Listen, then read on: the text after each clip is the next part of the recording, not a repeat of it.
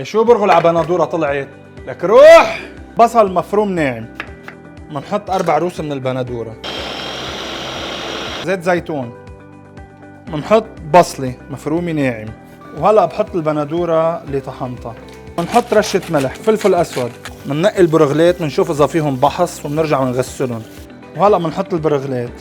فروج مسحب بوزن 1300 جرام، معلقتين من اللبن، عصير حامض، بابريكا، فلفل أبيض، بصل بودرة، وبنخلطهم على الناعم. بس بتعرفوا كنتوا تعملوا هيدي الوصفة بتتبلوها قبل بنهار وبتحطوا الدجاج بالبراد لتاخدوا النكهة المطلوبة. بعد ما نيمتهم 24 ساعة بالبراد بدي اشويهم. عم بمزح، انا هلا عم صور، يعني دغري تبلتهم وشويتهم.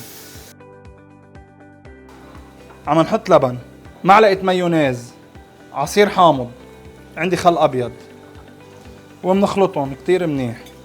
وهلا بجيب رشة كزبرة، وفيكم تحطوا شومر وفيكم تحطوا اللي بدكم اياه. كمان بنحط حمص حب مسلوق. بنجيب الدجاج وبنصف. وهلا بننهيها بالصلصة اللي حضرناها. وهيك انا صار فيني اقول لكم يا اهلا مع رشة سهلا.